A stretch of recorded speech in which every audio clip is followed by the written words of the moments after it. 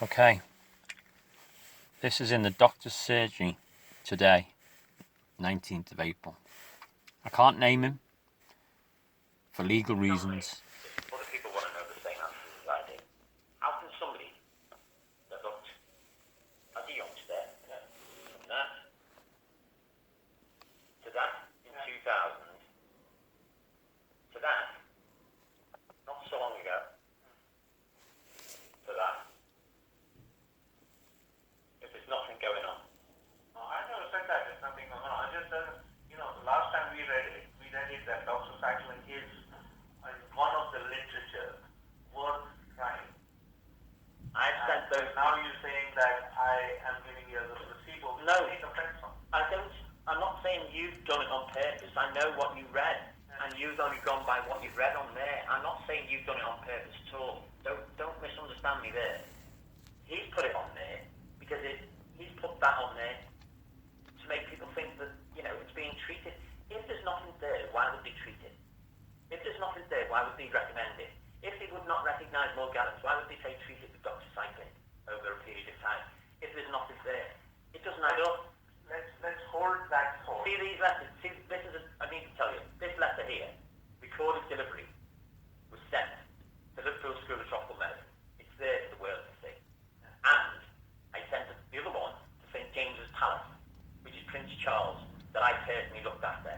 And I told him that there's something sinister going on in the medical profession that should not be happening to people. People are dying unnecessary. People are literally dying underneath our noses. Let me hold that thought and tell me more about the chest pain, because I need to investigate that. How do I get hold of you if you're living in... Right. Easy. Pick a phone up to me and I will... So if I arrange... If you turn around and said to me, will you get it done? I would get it done straight away. But I mean, see this? See my head? See where all this is going on in the back of my neck? Yeah. This is what's called, I believe, and you need to forget me as a patient for a minute. Talk to me on a one-to-one level like you would your own friends and family. I'm good at biology. I'm good at biology at school. I'm quite intelligent when it comes to things. Yeah. So I don't try and overrule doctors, and I don't try and undermine doctors, but I do use a bit of common sense. Now this stuff that's coming out my neck is coming out right across the spinal cords, and it's coming out on the head. My head swells. You can see the swelling. It swells either side, but that side swells more than that side. This is my spine, which is meeting the base of my head. Now these things are literally coming out of my spine. If I show you the space of my neck at the moment, the lesions on my neck are just unmistakable. These things.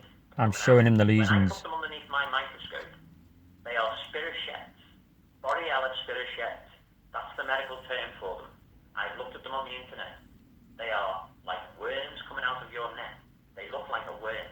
They're not worms. Underneath the microscope, they are a tight ball of fibre. Now if they're embedded and growing, which they do grow, these things are not just material like these quacks and these shrinks are making out in Liverpool School of Tropical Medicine. These things are growing underneath your skin, deep underneath. If they're growing, they're going to start touching nerves, they're going to start touching the neck, they're going to start touching the spine, they're going to affect the brain. I've already been told it passes the blood-brain barrier and it gets into the brain. Now a lot of people are dropping down at cardiac arrest and people are just writing them off. I've left a letter for the police to take up charges for unlawful killing of me when I'm dead, because I honestly 100% believe I'm on death's door right now as we speak. When I drop down dead, there are specific instructions for the police to make investigations and find out why I was ignored and why I wasn't treated by these people that I've been seeing for over a year. And I've put down in writing that they have lied, they have sent unlawful diagnoses out, which jeopardizes anybody ever treat me like a normal human being. I've also put on there that Peter Lepping, the professor of psychiatry that's been brought in by Liverpool School of Tropical Medicine, is purposely been brought in and paid to label people with DOP. Why was he in my initial consultation in infectious diseases School of Tropical Medicine, why was there a shrink in my initial consultation? I went to an initial consultation for infectious diseases. Why was he there? I questioned it at the time. I wrote to them, recorded delivery. I send everything recorded. I photograph everything. They cannot deny what's gone on. He was on that program on Quest Television, shooting down microbiologists and a professor, telling them, no, I believe it's in the mind.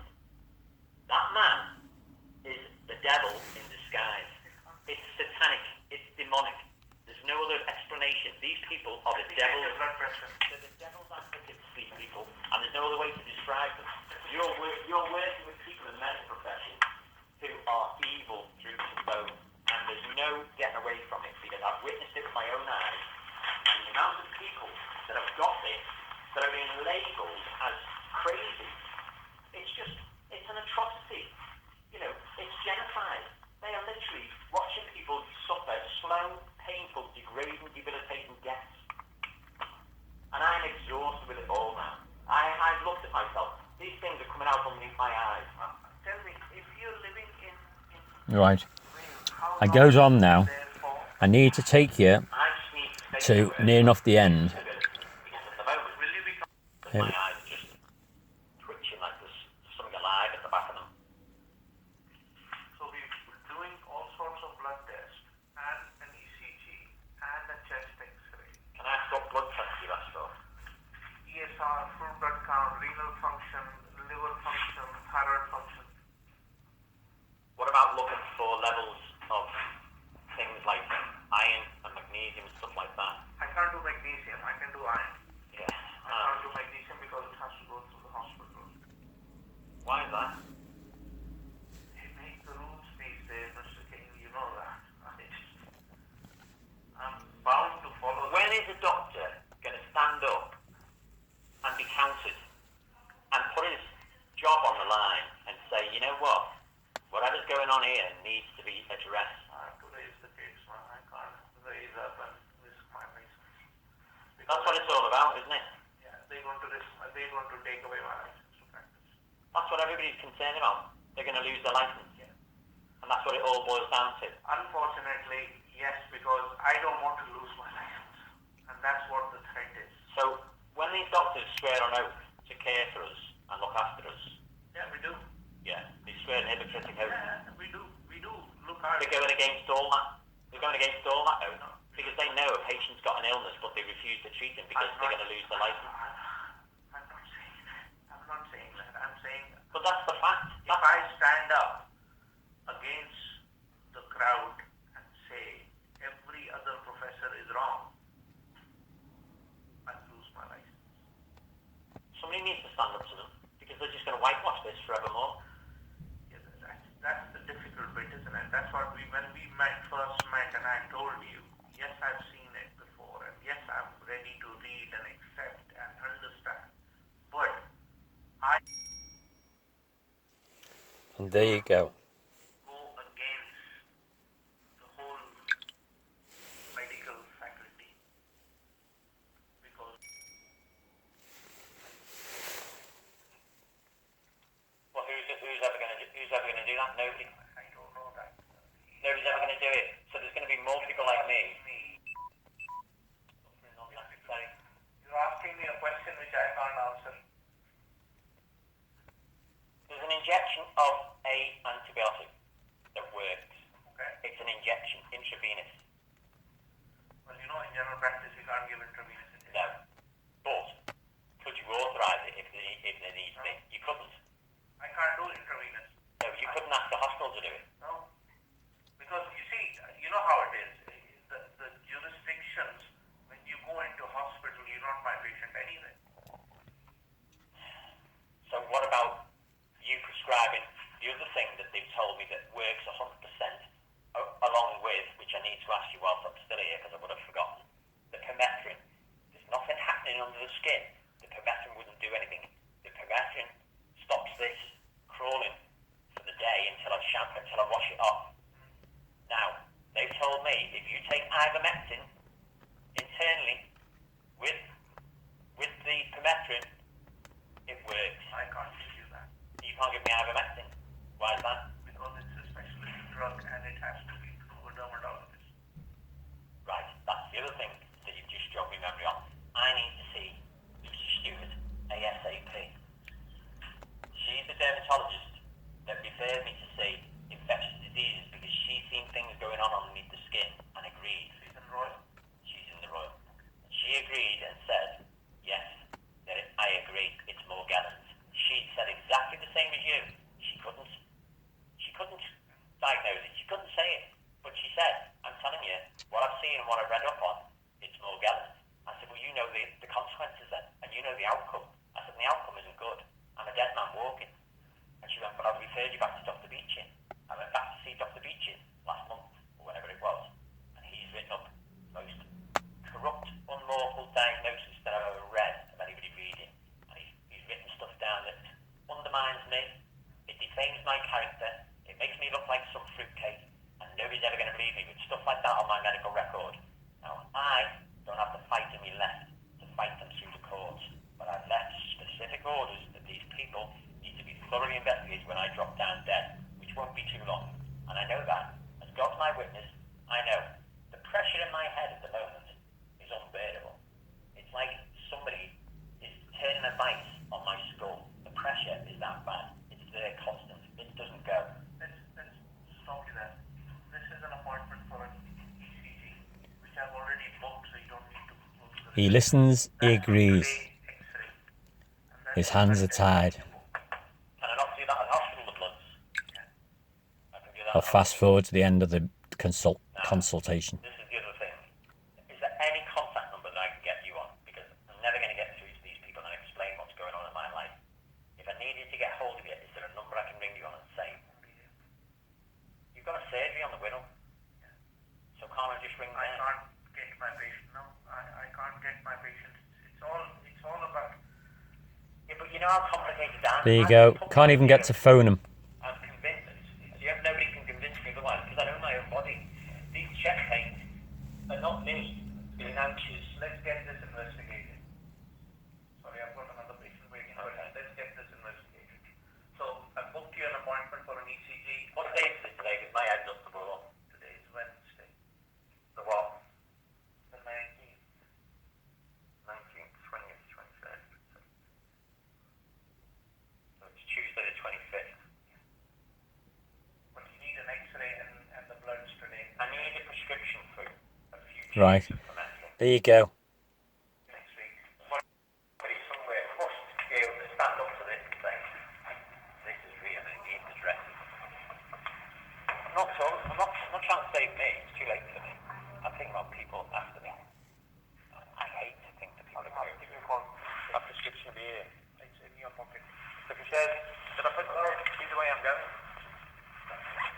Right, thanks. Sorry about that.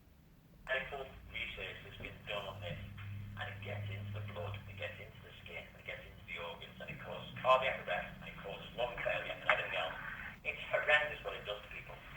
Let's get your cardiac investigation and I'll see you next week. There's another big BMW coming in. Looks like friends of the doctors. If I'm still alive, It's an Indian family. I'm just weighing myself on here before I go. I'm trying to eat food to keep myself alive. What I'm eating healthy-wise, nobody else is eating salads and stuff that I'm eating to keep myself.